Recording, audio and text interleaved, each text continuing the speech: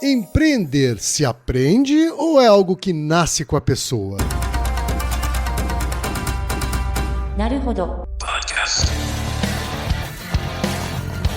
Bem-vindo ao Naruhodo, podcast para quem tem fome de aprender. Eu sou Ken Fujioka. Eu sou Altair de Souza. E hoje é dia de quê? Ciência e senso comum.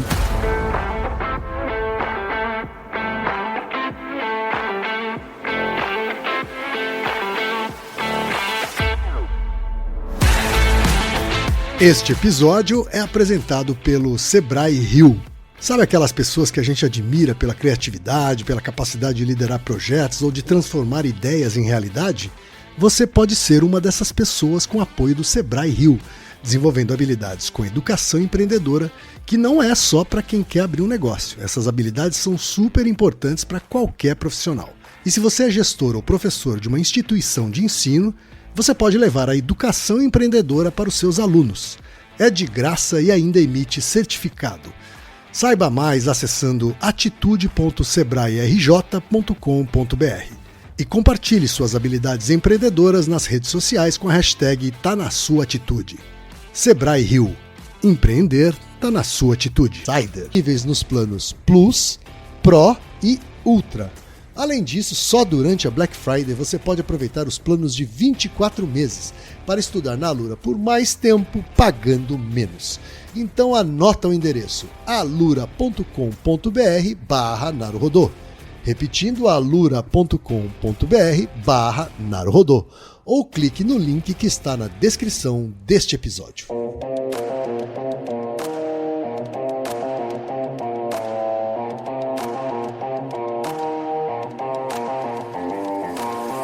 E Altair, temos pergunta de ouvintes, Altair.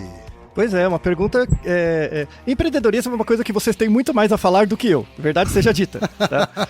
Verdade.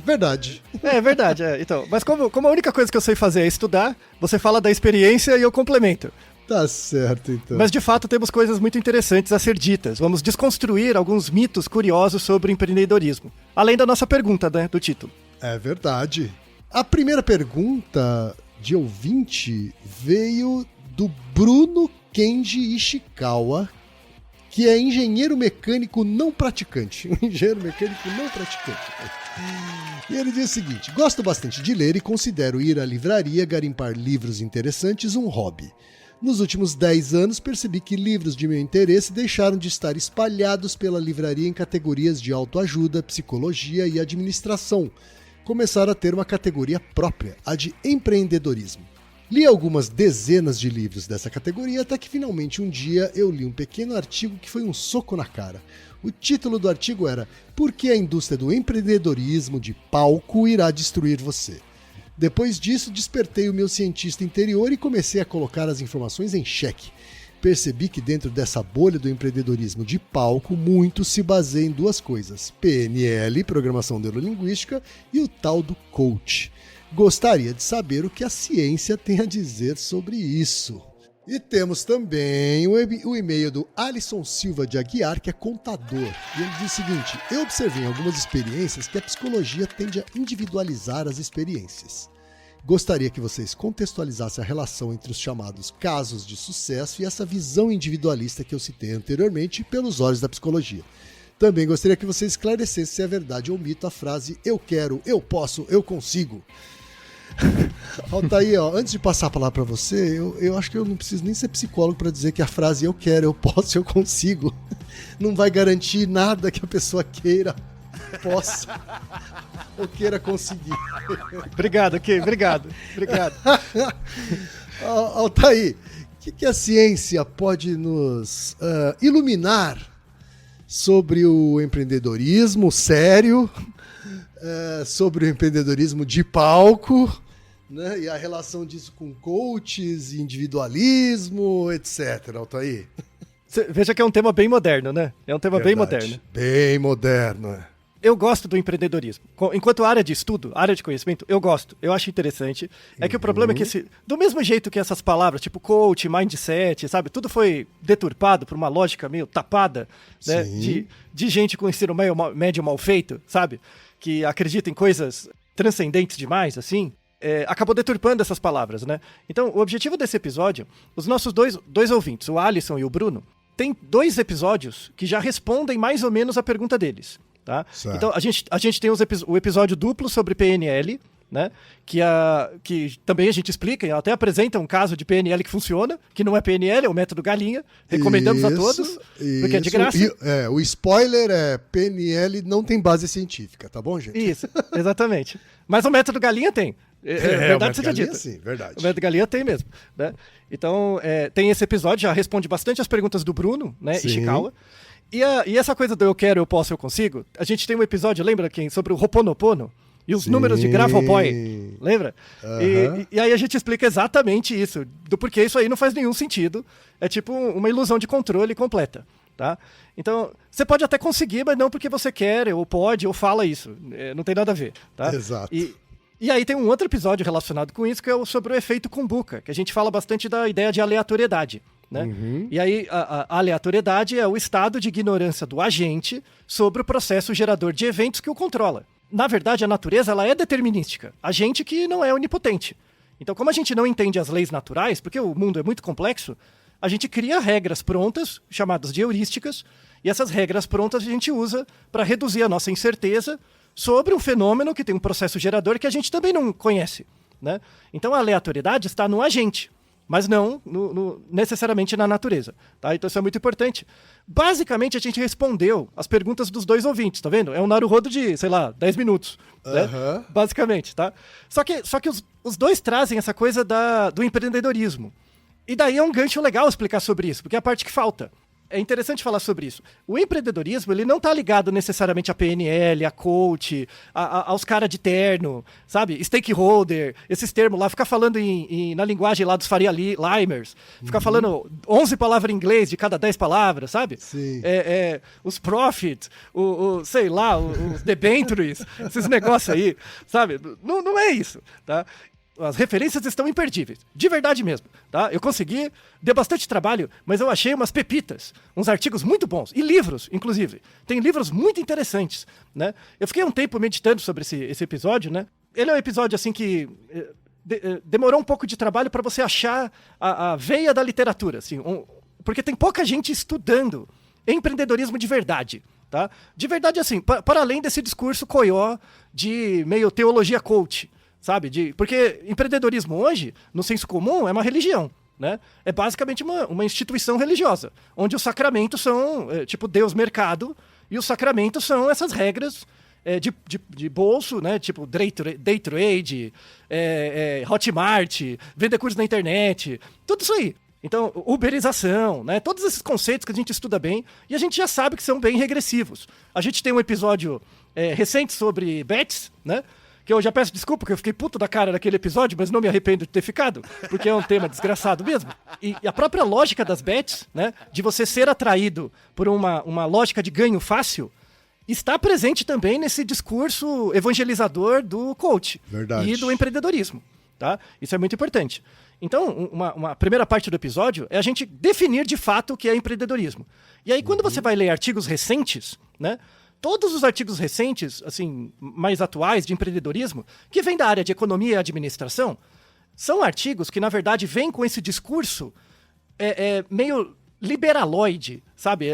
Essa coisa, assim, de ir pra frente, de ser motivado, que é uma coisa que me dá preguiça, tá? E aí me deu um trabalho para ficar escarafunchando, né, a literatura para achar coisas sérias. E aí eu achei. Achei um livro de 2020, que é o ponto de partida, depois surgiu vários outros, né? Quando você acha um, aí você acha vários. Que é um livro sobre antropologia do empreendedorismo. Sabia que os antropólogos estudavam? Oh, que legal! Então, esse livro é interessantíssimo, né? E é um livro recente, é 2020, que começaram a voltar a falar disso. E os clássicos da antropologia falavam de empreendedorismo, né? Eles viam como funcionava o sistema de mercado e de trocas em outras culturas, né? Então, por exemplo, as pessoas ficam pensando, né? Pensa o empreendedor, pensa como, tipo, magnata, né? Tipo, o cara da Bolsa de Valores, uns negócios assim. Quando, na verdade, o empreendedorismo é você ter uma vendinha, é você ter uma banca de jornal, é você ter um negocinho pequeno, né? Fazer comida em casa para vender, sabe? É aí que começa. E é aí onde os antropólogos estudam. E uma outra coisa que a gente tem que desconstruir. As pessoas acham que o empreendedorismo é algo exclusivo do sistema capitalista. Bobagem. Tá? Em muitas outras culturas você vê indícios de empreendedorismo também. Né? Vários, Tem empreendedores em aldeias indígenas, né, Altair? Claro, claro. Então, daí a importância da gente definir primeiro o que é e mostrar as variações. Isso que é importante, tá? Há uma coisa, assim, para fazer uma restrição, né? Porque em vários episódios eu fico falando de bicho, né? Ah, animais são empreendedores? Não. Tá? Não é assim também, tá bom? Tá. Então, o empreendedorismo, o Kenji até abriu o olho, falou, nossa, será que tem uma barata empreendedora? Não, mas não ser uma galinha, de repente, né? Ah, bom, talvez ela seja, a gente não saiba. Pode ser também. Está à guisa de prova, né? A gente tem um episódio, eu não sei se você lembra, que ele é antigo, né? Se cocô de gato deixa as pessoas mais empreendedoras. Sim, né? Lembro. Então, que é a hipótese da toxoplasmose, né? Que o toxoplasma infecta o rato, aí o rato fica corajoso, vai atacar o gato pega ele, e aí o gato é infectado pelo toxoplasma, que é o vetor final, né? Uhum.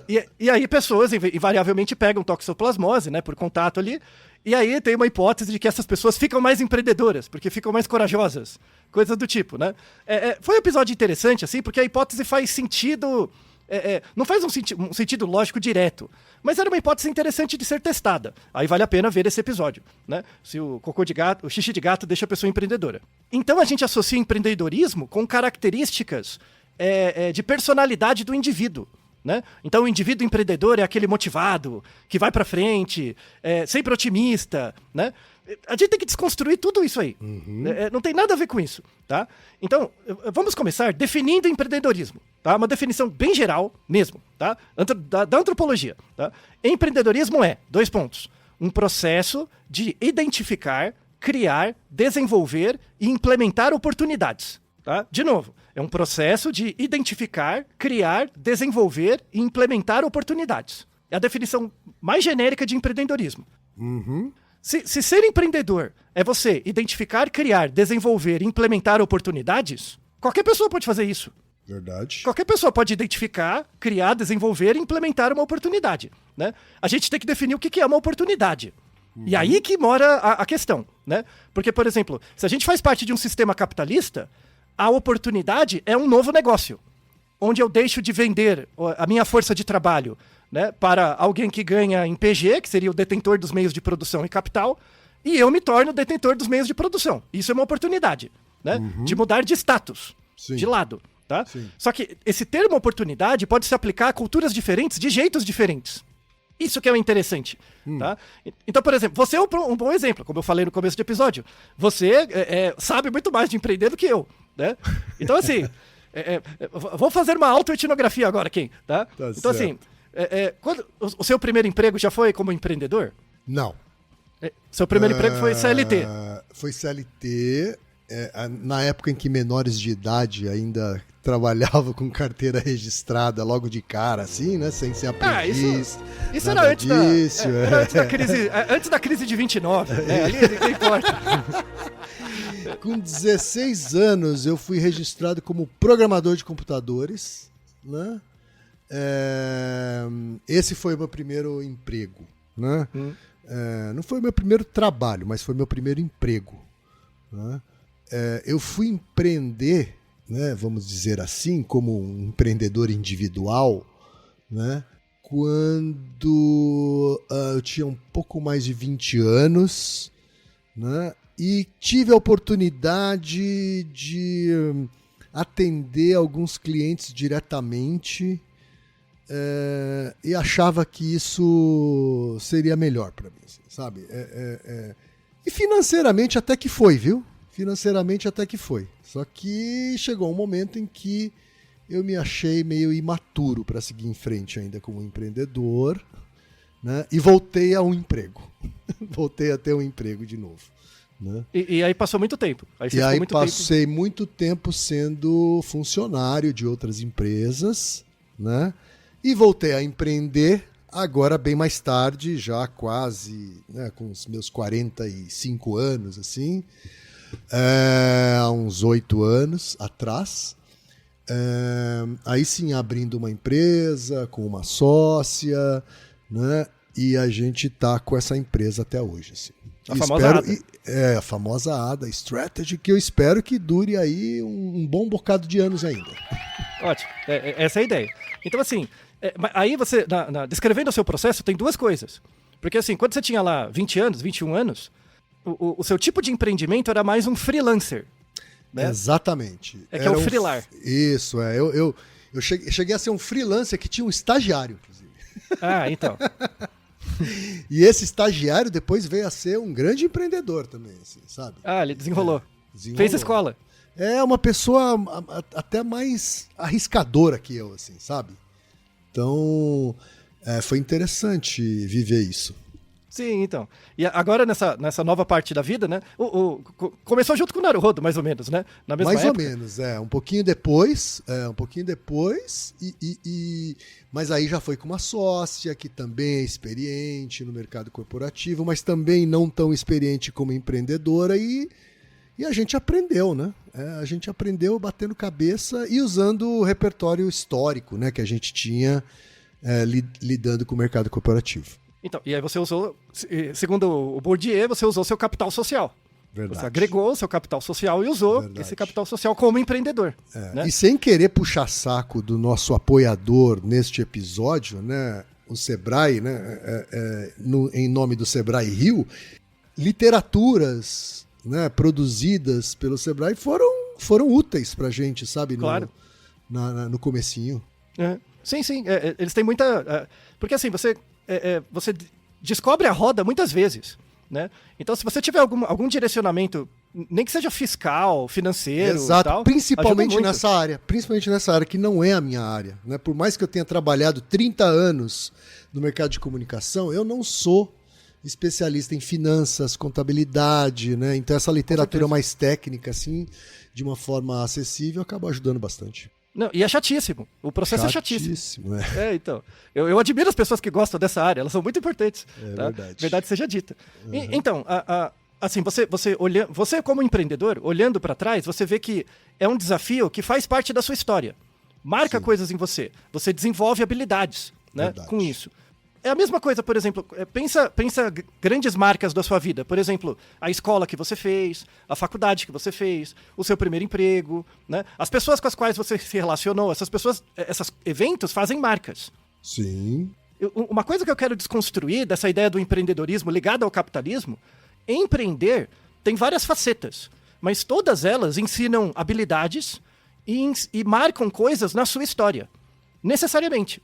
Então, por exemplo, se você parar para pensar, o Naruhodo é um empreendedor, é um empreendimento. Verdade, sem dúvida. Nos termos formais da definição de empreendedorismo, é um processo de identificar, criar, desenvolver e implementar oportunidades. Né? Verdade. A gente identifica coisas, que são as perguntas das pessoas, a gente cria coisas, que são as respostas, né? Desenvolve ideias, as pessoas que vão vendo os episódios, muitos episódios, você vê que tem discursos que aparecem por trás. Mesmo apesar... E isso é interessante. Apesar de ser perguntas das pessoas, cada pergunta diferente, você consegue desenvolver uma narrativa. E essa narrativa agrega capital social, tanto para a gente quanto para os ouvintes. É importante esse processo. Por isso que o método Galinha funciona. O método Galinha é uma implementação de uma oportunidade, né? Então, assim, temos por definição, Reginaldo também, o Naruhodo é um empreendimento. Por definição. É isso aí. Mas é verdade. Não, é um empreendimento mesmo. E aí a antropologia ajuda muito nisso. Porque existem, assim, dependendo da cultura, a definição de empreendedorismo é a mesma. Essa definição que eu falei, tá? Mas dependendo da estrutura da cultura e dos discursos presentes, o empreendedor tem papéis diferentes. Então, por exemplo, esse livro fantástico da antropologia do empreendedorismo, ele mostra, por exemplo, culturas na Melanésia, na Polinésia, na África, na Ásia e tal, né? Por exemplo, em tem uma cultura, né, que é chamado Sandombu, né? Fica na região da Zâmbia. Eles fizeram pesquisas ali nos anos 50, né, nessa comunidade, e essa é uma comunidade que tem uma estrutura econômica balizada pela guerra. Então, o grande empreendimento deles é fazer uma guerra. É o que dá sentido deles. É tipo espartano mesmo, sabe? Tipo, o objetivo é a treta, né? Então, o que seria um empreendedor? É o soldado, né? É aquele que... É o general, é aquele que empreende, né? Qual vai ser a nossa nova conquista? Né? Então, o empreendimento, o empreendedor, ele atende funções sociais, por exemplo, ligadas à guerra. Né? Mesmo na nossa sociedade ocidental, muitos empreendimentos surgiram por causa da guerra. Né? Muito capital social foi construído por causa da guerra. Faz sentido. E muita glamorização da desgraça da guerra. Né? Eu sempre lembro da briga entre o Schopenhauer e o Hegel. Né? Porque o Hegel era meio idealista, aquela coisa, né, de menino bem criado, né, aquela coisa toda. E o Schopenhauer não estava nem aí com nada, né, era desgraçado e mal-humorado. E aí o Hegel estava querendo discutir que existia alguma base possível para a guerra. A guerra tem uma função, e eu sou muito mais Schopenhauer. A guerra é o mal em si. A guerra pode ser evitada sempre. Não existe situação assim. As pessoas vão à guerra porque elas têm preguiça, ou porque elas não derivam os discursos. Isso é muito importante. Tá? Lévi-Strauss também falava disso, que todas as culturas passam por fases de homogeneização e depois polarização. Né? Todas as culturas são assim. Tem uma fase em que você polariza e depois você homogeneiza. Né? Isso é das dinâmicas das culturas. A gente fala isso no Naruhodo. Dizer que esta guerra foi inevitável é balela, né? É balela, é basicamente balela. Sempre existe um cenário estocástico onde isso poderia ser evitado. Por definição, sempre tem, né? E aí a gente fala sobre essa questão da polarização e da homogeneidade no Naruhodo sobre comidas reimosas. No final do episódio eu menciono, essa parte tem até o texto do Lévi-Strauss, fantástico. Né? As mitológicas, leia as mitológicas, é fantástico mesmo. Vou dar só um exemplo, né, que aqui cabe. Pensa, por exemplo, período medieval.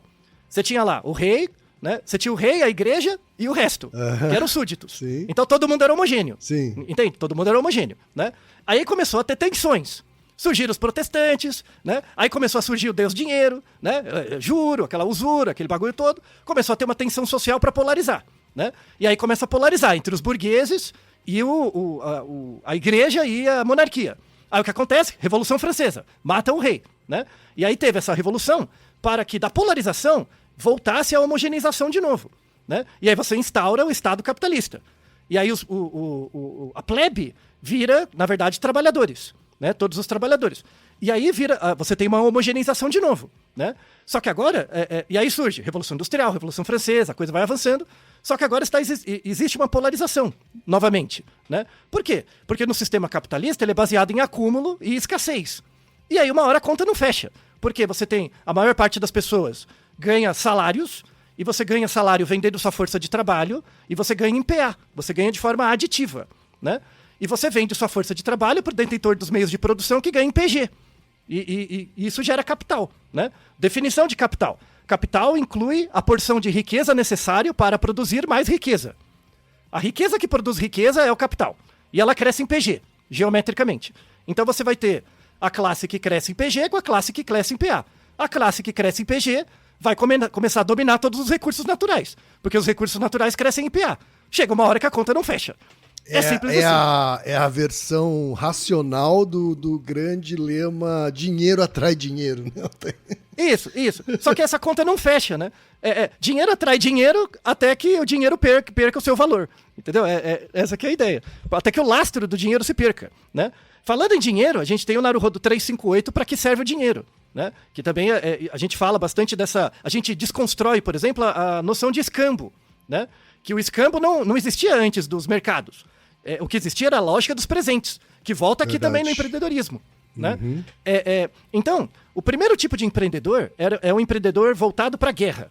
Né? É aquele que estrutura, o Estado é voltado para a guerra, para a dominação de outros povos. Tá? Esse é um modelo de empreendedorismo, que a gente tem também na nossa sociedade. Tá? Tem muita gente que ganha de muito dinheiro, muito capital com guerras por aí. Tá? Verdade seja dita.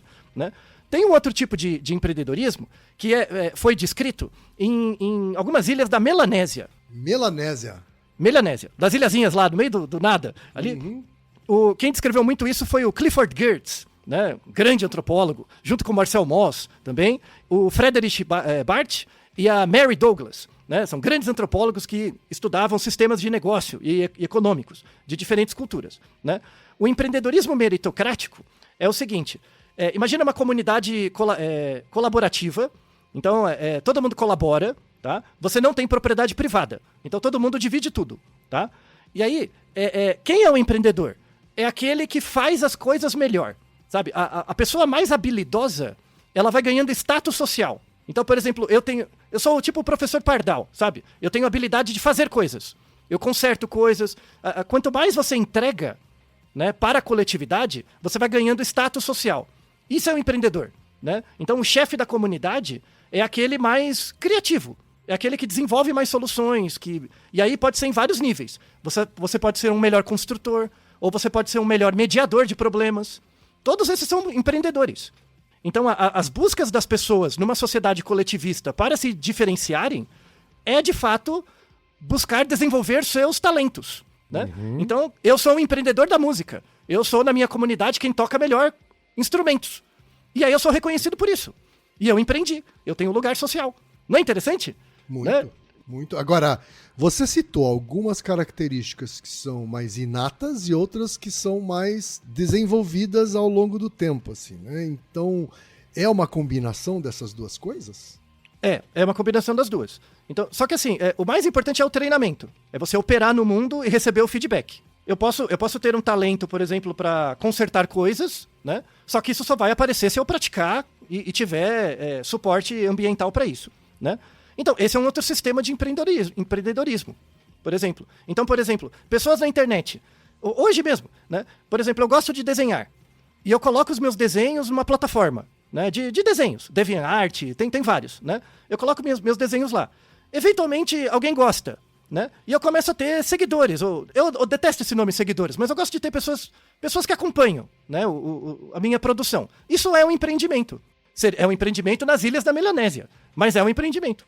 Então, a questão é o quanto isso agrega de capital social para você. Na nossa sociedade, o problema não é ser empreendedor. O problema é as regras que a gente tem que seguir para ser reconhecido e adquirir capital social, né? Que é, na verdade, ser um negócio, empreender, ter uma questão financeira, gerar capital. E isso que tem que ser desconstruído, tá? Na verdade, o momento final, assim, que a gente chega, é que todo mundo é empreendedor.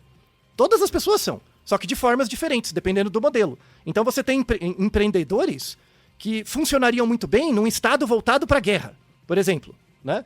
Você tem pessoas que têm um tipo de empreendedorismo meritocrático. Eu tenho uma habilidade, né? Eu quero ser reconhecido porque eu tenho uma boa habilidade em alguma coisa. É um empreendimento também, né? Tem o modelo de empreendedor que a gente tem hoje, que é esse modelo meio tacanho, assim, do coach, do PNL, né? Do Wall Street, sabe? Essa coisa assim. É o tipo de empreendedorismo reprodutor de ideologia. Porque ele reproduz a ideologia do modelo capitalista, né? Que é, tipo, abrir, crescer e vender. É basicamente isso, né? Eu abro, eu cresço e eu vendo, sabe? E aí vai crescendo mais. Aí vira uma bola de neve, né? Então, na verdade, existe esse modelo de empreendedor, mas a ideia do episódio é mostrar que ele é só um dos produtos culturais que a gente tem. Daí a importância de avaliar outras culturas. Tem um outro tipo de empreendedor que é muito interessante, que foi descrito muito bem pelo Marcel Mauss, que é aquele da lógica dos presentes. Existe um tipo de empreendedor que é aquele que garante o vínculo social. E aí isso tem tudo a ver com o episódio 358, né? Para que serve o dinheiro? Que é esse empreendedor que garante o vínculo social, existe em culturas em que você tem a lógica dos presentes. Aí relembrando, o que é a lógica dos presentes? Por exemplo, vamos imaginar 1000 anos atrás. 1000 anos atrás, a gente tinha 2 fazendinhas. Você tem a sua fazendinha, eu tenho a minha, tá? Na sua fazendinha você planta trigo. E na minha fazendinha eu tenho galinhas, né? Galinha dá ovo todo dia. O trigo tem a colheita, leva meses para sair, né? Então, por exemplo, você vai lá na minha fazenda, você me quer trocar ovo por trigo, né? A gente troca. Só que não é só uma troca, porque você tem trigo de vez em quando. Eu tenho ovo todo dia. Então, eu te dou ovo todo dia. Então, na verdade, eu estou te dando um presente. O presente é te dar o ovo. Porque eu sei, eu estou sendo empreendedor. Eu que tenho a galinha, que produz ovos com mais frequência, e eu te dou de presente o ovo, eu crio em você a obrigação de reciprocar. Então, quando você tiver, então eu te dou o presente e o tempo. Eu estou fazendo um investimento. Eu estou empreendendo quando eu te dou um presente. Isso vale para a vida. Quando você dá um presente para a pessoa, você está dando a coisa e o tempo, né? E o tempo. Quando a pessoa retribui, cria-se um vínculo. As sociedades dos presentes são essas sociedades que, quando eu te dou uma coisa, obrigatoriamente você tem que devolver. Então, isso mantém o vínculo social. E a lógica dos presentes é muito anterior ao escambo. Porque no escambo, você já tem que ter uma complexificação maior da sociedade. Não é? No início as pessoas não trocavam, porque você não tem o que trocar, né? Você tem que confiar no outro. Então você tem que criar um laço com ele, né? Por exemplo, a diplomacia é uma forma de empreendedorismo. De fato, a diplomacia, você criar políticas de boa vizinhança é um empreendimento mesmo, sabe? É mesmo? Eu nunca tinha enxergado a diplomacia sob esse prisma, Antônio. Claro, você tem muitos ganhos financeiros. Posteriormente, é um investimento mesmo. Nossos países, né? É verdade. Então, você meu tá, país sei e o lá, seu. produzindo confiança, produzindo... Isso. Né? Bem-estar social, tudo. Tudo. Né? Então, por exemplo, blocos econômicos, blocos de países econômicos, é uma forma de empreender também. As pessoas que costuram esses acordos são exímios empreendedores. Mesmo. Sabe? Não é interessante? Isso vem da lógica dos presentes, né? Marcel Mauss, né? E a gente tem um último tipo de empreendedor, que é o empreendedor que é responsável pela mudança social. Esse também é um empreendedor, visto em algumas culturas.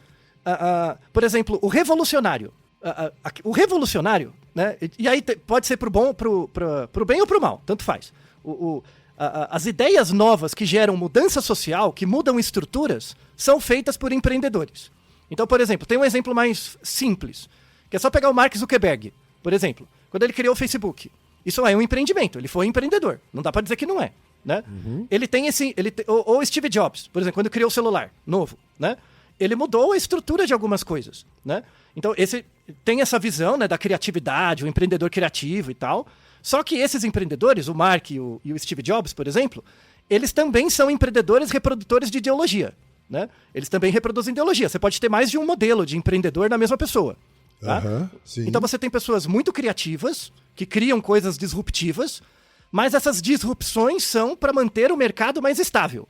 Ou seja, você muda modelo, mas não muda estrutura, né? Não muda o discurso. Tá? E aí, por isso que as pessoas ficam lendo biografia, que é uma bobagem você ler biografia dessas pessoas, que você nunca vai chegar lá. Né? É a mesma coisa que... ou pelo menos assim, ler a biografia com esse intuito, né, de não faz ser sentido. igual à pessoa, esquece, né?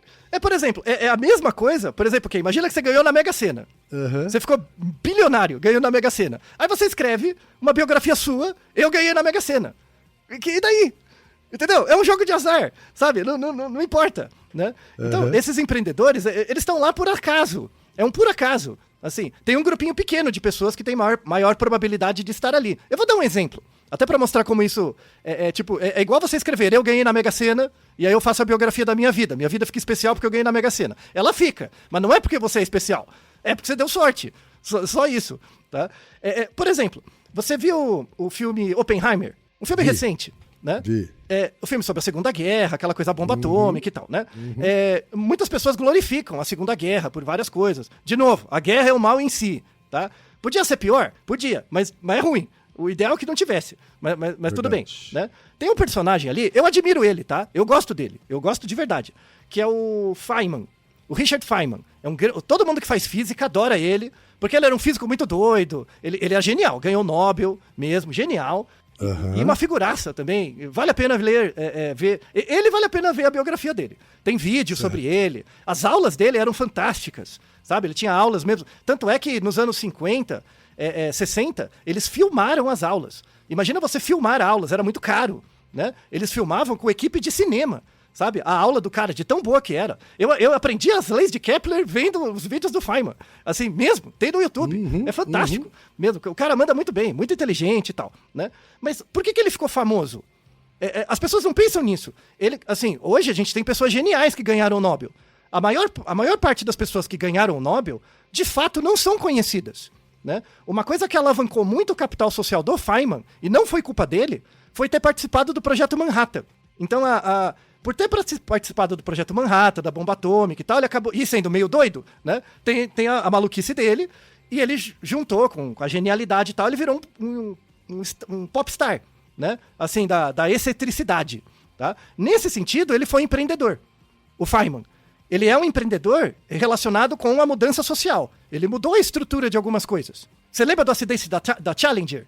Lembra? Lembro. Então, o acidente da Challenger lá explodiu lá o ônibus espacial e tal. Ele foi responsável, a imagem da NASA foi muito arranhada por causa disso. E ele estava num comitê independente para descobrir a causa. E ele descobriu, né, de forma muito interessante, aliás, que foi erro humano. Teve um erro humano lá, e ele descobriu mesmo, a NASA foi responsabilizada pela morte dos astronautas. Então, mas, de novo, eu não quero diminuir o mérito do Feynman. A ideia não é essa, não é a questão da imagem dele. Mas a ideia é que a guerra, né, acaba propagando, acaba sendo alvo de muito empreendimento. Isso legitima a necessidade natural da guerra? Não legitima. Tá? Mas cria nas pessoas uma ilusão de que a guerra é um mal necessário. E não é. Tá? A gente vê pelos outros tipos de empreendedorismo. Por exemplo, qual é o maior tipo de empreendedor responsável pela mudança social? Os professores. Professores são empreendedores. Então veja quem.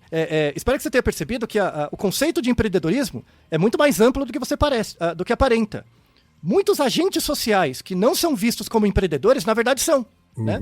E na verdade, esse modelo de empreendedor Faria Limer acaba esse discurso, né, que é o empreendedor reprodutor de ideologia, acaba meio que tomando o lugar dos outros discursos de empreendedorismo que são invisibilizados. O professor, ele é um empreendedor, porque ele é comprometido com a mudança social. Ele pode gerar mudanças na estrutura também, né? A pessoa, por exemplo, você trabalhar com voluntariado, é um tipo de empreendedorismo também, relacionado com a lógica dos presentes. Né? A gente até fala no Naruhodo sobre educação científica, que é como é que você divide duas frações. Você multiplica pelo inverso. Né? Multiplicar pelo inverso, você fica com menos no curto prazo, mas o todo cresce. Né? Então, a lógica dos presentes se aplica muito. Né? Todas essas iniciativas de descentralização de poder econômico, cooperativas, economia circular, tudo isso são formas empreendedoras, né? Você fazer cooperativas de pessoas, né? De criar núcleos locais de desenvolvimento econômico. Por exemplo, você pega uma cidade muito grande, você refazer a cidade de forma as pessoas fazerem tudo o que elas precisam mais proximamente. Então, a gente tem modelos de cidades mais novas em que são aglomerados de vilas, várias vilas juntinhas. Não esses modelo besta de condomínio, com aquela caixa em forma de cubo, com as portas de 7 metros de altura, que parece a casa do Gulliver, não é verdade? Aquilo não é, tá? Aquela gleba, aquilo não é, tá? Aquilo é poço de gente snob e pedante. Ali não, tá? Mas você pega uma cidade e organiza em núcleos menores com banco, com mercados e tudo mais, para fazer a economia circular ali. Né? Essa é a ideia da economia circular. Né? É muito importante. Só que depende de um esforço global, coletivo. E a gente tem o Naruhodo também 396 sobre aquecimento global, o que torna isso mais do que necessário. O aparecimento desses novos agentes de empreendedorismo como agentes de modificação social. Né? Sim, a saber, sim. Os professores. Né? Os professores são empreendedores. Até pensar, por exemplo, sistemas de segurança. Né? Os sistemas de segurança são formas de empreendimento. Só que aí você tem que pensar, você tem que redefinir o que é segurança. Você vai pensar segurança como repressão ou segurança como educação. Você educar as pessoas também é uma forma de segurança. Sem dúvida. Então, Sem dúvida. Ou, por exemplo, até o papel da polícia. A polícia pode ter um papel de habilitar o acesso a espaços, de partilhar conhecimento, de gerar informações, como a gente vê modelos em vários lugares do mundo. Tá? Um exemplo bom é o Japão. Eu fui ao Japão esse ano e não canso-me de admirar que eles conseguiram ter um estado com uma polícia que sequer anda armada.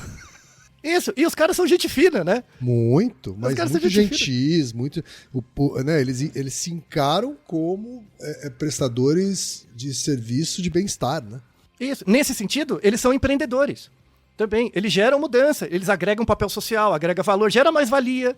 Gera mais-valia mesmo, né? Só que eles dividem com o inverso, né? Eles multiplicam pelo inverso. É isso, eles dividem o tempo dele e não cresce em PG, cresce em PA, mas eles dividem com o inverso, logo todo cresce. Eles multiplicam pelo inverso, né? Então, isso é muito importante, todos esses agentes trabalharem juntos, porque todos são empreendedores. Então, a ideia esse modelo de empreendedorismo que a gente tem do coach financeiro, essa bobagem, né, do day trader, ou mesmo do especulador financeiro, E isso tem que ser desconstruído, é uma ideologia, é um dos O tipos. tal do empreendedorismo de palco, né? Que nosso ouvinte falou aqui. Exatamente, que é uma bobagem terrível, né? E aí a gente tem exemplos desse lado negativo, né? Como pessoas que não se veem como empreendedoras, isso acaba meio que minando características de potencialidades que elas podem desenvolver. Por exemplo, na Ásia tem uma expressão que chama 996, 996, né? Que muito comum no Japão, na China e na Coreia, muito comum. Os trabalhadores 996, que é trabalhar das 9 da manhã às 9 da noite, 6 dias por semana, né? E aí já tem vários documentários sobre essas pessoas, né? Mostrando que, na verdade, elas não conseguem viver, né? Elas ficam só repetindo os dias, assim. Então, na Coreia, você tem uma situação que a taxa de suicídios aumentou muito, né? As pessoas não se casam mais, elas não têm filhos, e aí atrapalha todo o desenvolvimento econômico, porque o seu objetivo é trabalhar por trabalhar, né? É ter uma vida sem sentido. Porque você não consegue empreender, você não consegue nem despertar as suas habilidades, porque não dá tempo, né? E aí tem essa discussão moderna do 6 e 1, né? 6 contra 1 lá, né? 6 para 1. 6 por 1, 6 por 1. 6 por 1. 6 por 1. Só vou fazer um pequeno parênteses, tá? Cientista é 7 por 0 e não é nem trabalho, tá? Então, É verdade. a gente tem o Naruhodo também. Cientista, professor, né? Então, não vou falar nada. Vem cá, você continua dando aula ou agora tá trabalhando, né? Isso, começa por aí, né? Minha mãe fala isso pra mim até hoje. Mas enfim. Mas tudo bem, tá? Não tá tudo bem, mas tudo bem. A gente tem um Naruhodo sobre isso, né? Como funciona o tudo trabalho mal, mas de cientista. tudo bem. Exatamente. Aliás, uma informação curiosa pra você, Ken. Você sabia, por exemplo, agora na parte final do episódio, né, desmistificando essa ideia do empreendedorismo, tornando uma coisa mais geral, né, e mostrando que o Naruhodo é um empreendedor, é um empreendimento, nós somos empreendedores, Ken. Né? Verdade. O Naruhodo tem esse papel também. Né? Só que é um papel que não gera mais valia. A gente multiplica pelo inverso. Joga as garrafas no mar. Inverso, é isso mesmo. Então. Esse é o slogan, tá vendo? Estão ficando criativos. Tantos anos com publicitário, já estão ficando criativos. Né? Naruhodo, 2 pontos, multiplicando pelo inverso. Pronto. Isso aí. Né? Ninguém entende nada, mas acha legal. Né? Agora a parte final do episódio é falar sobre um conceito. Esse tem mais literatura. É um conceito muito interessante que é de economia democrática. Tá? As pessoas não pensam, mas você tem modelos políticos. Um modelo político é a democracia. Tá? A democracia é um modelo político, com suas vantagens, enfim, tal. Né? É o melhor que a gente tem por hoje. Tá? Não abro mão dela, muito importante. Só que democracia é uma coisa política. As pessoas acham que a economia é democrática, só que a economia nunca foi democrática. A economia não é democrática. Economia democrática é um conceito novo, recentíssimo, é dos anos 2000. É muito interessante. Não ocorre para as pessoas que toda economia ela não é democrática. Ela sempre foi baseada em propriedade privada, assim, né? Claro. E herança, né? E essa propriedade privada é passada de geração para geração. Exato. Então, vem do modelo medieval. A gente tem um modelo econômico medieval, ainda, de sucerania e vassalagem. Né? Mesmo quando os burgueses assumiram, continuou com sucerania e vassalagem. Só que você não prestava préstimos para o rei. Você presta por mercado, para os stakeholders, né? Para o IPO. Então. Para o Serasa hoje, né? Isso, o fudido é para o Serasa mesmo. Né? Então, e aí o que seria a economia democrática? Né? É uma filosofia socioeconômica, é uma lógica mesmo, uma filosofia socioeconômica de mudar a propriedade e o poder decisório dos shareholders e do board de diretores para um grupo maior de stakeholders. Então em vez de ter um comitê de diretores ou os stakeholders do mercado decidindo, né, sobre a propriedade, o capital, você criar um grupo maior de shareholders. Né? E quem seriam esses shareholders? O público, os fornecedores, os trabalhadores, os consumidores. Todos eles entram, né, como também tomadores de decisão sobre o que vai ser feito com o capital e com a propriedade. Parece um modelo comunista, mas não é.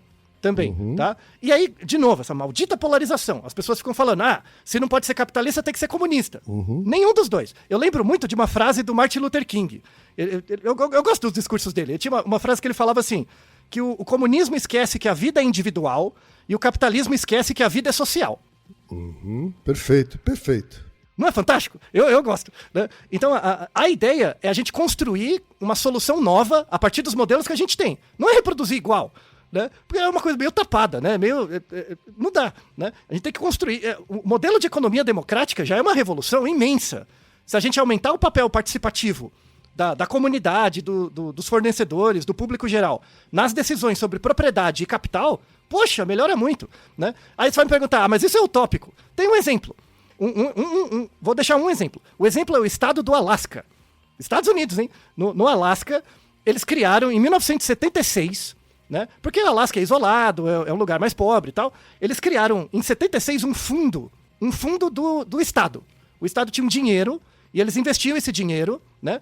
E aí esse dinheiro, desde 1976, vai crescendo, né? Porque é capital, vai crescendo. Dinheiro gera dinheiro, como você falou, né? E aí todo ano eles dividem para todos os cidadãos do Alasca os dividendos.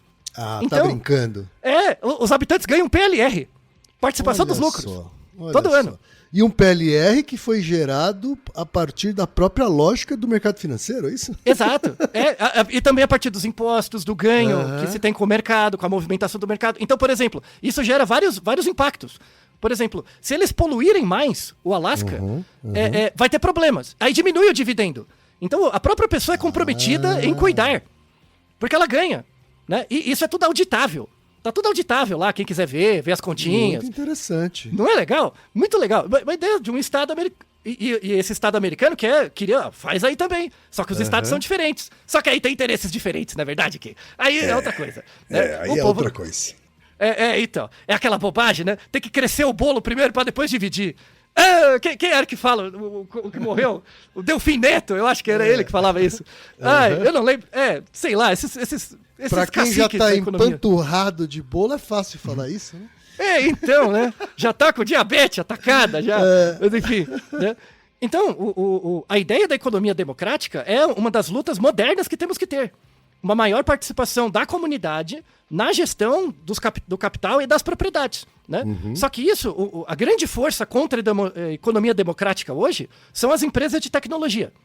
Por quê? Porque as empresas de tecnologia, elas não têm terra, elas não têm um lugar. Assim, tem um lugar, mas, né, não tem um lugar. A rigor, elas não têm trabalho. O trabalho delas está diminuindo a quantidade de trabalho, né? Então, inclusive, deixamos na descrição uma reportagem muito interessante da BBC sobre funcionários que ganham cerca de R$500, em média, um salário bem baixinho, metade de um salário mínimo, para treinar inteligências artificiais. Então, são pessoas com graduação, algumas até com mestrado, que trabalham 10, 12 horas por dia, classificando textos, imagens, coisas, para melhorar a acurácia de inteligências artificiais. Ou seja, o suprassumo do trabalho uberizado de pessoas completamente... Precarização high-tech, né? É o suprassumo de pessoas que serão uberizadas para serem extintas depois, né? E aí a gente chega numa conclusão muito importante, que é o reflexo da falta de democracia da economia, né? Que é, por exemplo, imagina na sua cabeça, gente, preconceito, tá? Imagina na sua cabeça uma pessoa pobre. Pode imaginar, uma pessoa pobre, que não tem o que comer, que paga hoje que vai comer amanhã, sabe? Sim. Na sua cabeça e na cabeça dos nossos ouvintes que fizerem essa lucubração, vai vir alguém com escolaridade baixa. Necessariamente. Eu nem vou perguntar de cor de pele, de sexo, porque isso não importa tanto. Mas vai vir uma pessoa de escolaridade baixa. Hoje, dado de realidade, hoje você tem uma fração razoável das pessoas com doutorado que passam fome, que tem insegurança alimentar, que é uma coisa que as pessoas não notam. Eu noto porque é da minha área, né? Claro, dá pra ver. Claro. Isso não é só no Brasil, é generalizado. E muitos engenheiros dirigindo Uber, né? Isso. As empresas de tecnologia são aquelas que lutam mais contra a economia democrática, né? Por quê? Porque elas geram demanda a falta de demanda efetiva. Demanda efetiva é um termo da economia que diz o seguinte: demanda efetiva seria, por exemplo, o que de fato a comunidade precisa. Então, quando você tem uma empresa, quando você tem monopólio, isso gera escassez artificial, porque a empresa controla a produção e o custo também. Então, quando você tem escassez artificial, ou seja, o monopólio vai controlando, o Estado perde, as pessoas perdem valor de compra, né? Perdem valor de mercado. E as empresas de tecnologia fazem isso sistematicamente, globalmente. A grande pedra no sapato do estabelecimento de uma economia democrática é a forma de gestão das empresas de tecnologia. Todas elas, tá? Isso tem que ser mudado, né? E aí eu vou pedir por obséquio, ler um trecho de um texto fantástico de um autor da economia democrática. que escreveu um texto que sumariza muito bem essa questão. Por favor, quem?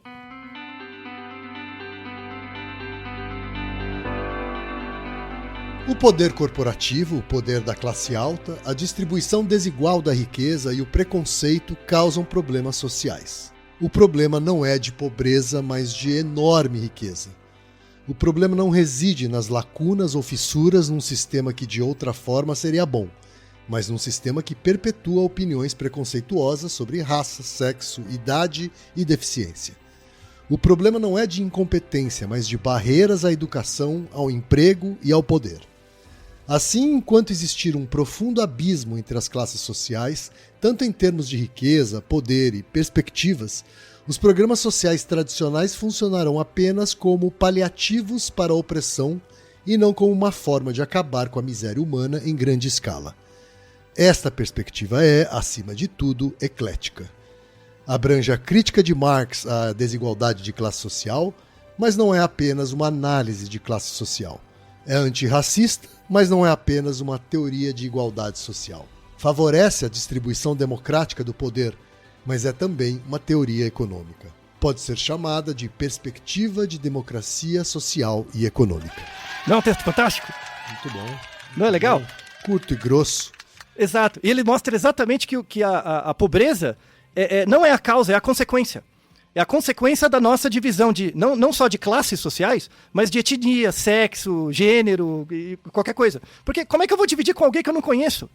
Né? Claro. Temos que voltar da lógica dos presentes lá do Marcel Mauss. Você tem a sua fazendinha, eu tenho a minha. A gente é amigo antes de tudo. Eu conheço você, por isso que eu vou te dar os ovinhos e 3 meses depois você me dá o trigo. Por isso que eu te dou os presentes, porque eu dou presente para quem eu conheço. Né? Então, nessa lógica polarizada, maldita rede social do Satanás, né? Nessa lógica polarizada, balizada pelo consumo e pelo capital, né? A gente acaba tendo um problema que é balizado principalmente pela ratificação dos preconceitos sociais. Uhum. E aí a pobreza é uma consequência disso. E é por isso que você tem gente com doutorado, pobre, morto de fome, a pessoa pobre mesmo, assim, sem escolarização, também morta de fome, todo mundo assim, zoado, sabe? Então a gente aumenta o preconceito social para tornar inclusivo a pobreza. Uhum. A pobreza hoje é inclusiva. A pobreza não é coisa de gente escolarizada, iletrada, negra, o que quer que seja. Não, a pobreza é de todos. Uhum. O que a gente está conseguindo hoje é democratizar a pobreza. Classicamente. É verdade. Agora, o episódio deixou bastante claro, né, Altair, que empreender não tem nada de inato. Não. Nada de inato. Mas reflete as nossas histórias e discursos sociais. A maneira como as culturas entendem empreendimento é a maneira como você entende as relações de classes sociais. E o objetivo desse episódio é mostrar que tem vários tipos de empreendimento possíveis. O Naruhodo é um deles. Então somos empreendedores, né? Somos, não é só o Ken, eu também. De um jeito diferente, com resultado diferente, com métodos de ganho diferente, com capital social diferente. Mas o empreendedorismo é algo muito mais inclusivo do que as pessoas acham. Né? E é por isso que tem que ser valorizado, para que você expresse as suas máximas potencialidades.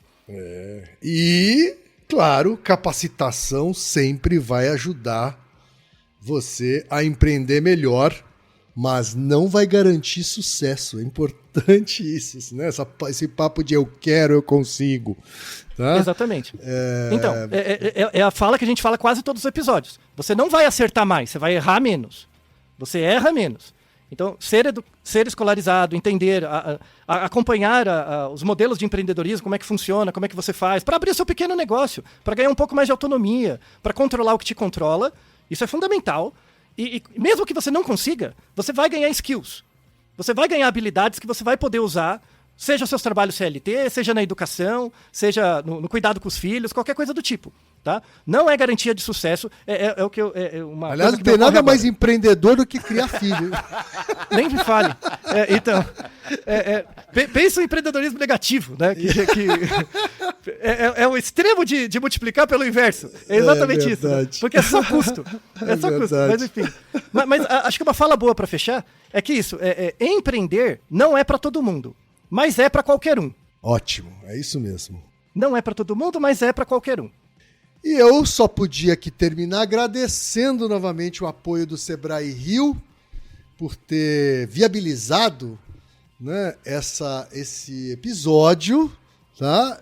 E repetindo, você pode saber mais sobre a Escola Sebrae de Negócios em atitude.sebraerj.com.br.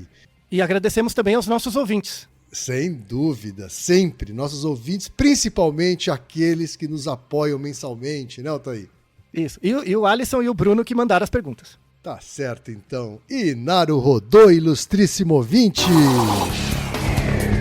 E você já sabe, aqui no Naruhodô, quem faz a pauta é você. Você tem alguma pergunta pra gente ou quer comentar algum episódio? Escreva pra nós. podcast@naruhodô.com.br. Repetindo? podcast@naruhodô.com.br. E lembre-se, mande nome completo, idade, profissão e a cidade de onde você está falando. É isso aí. なるほど。 Esse podcast é apresentado por b9.com.br.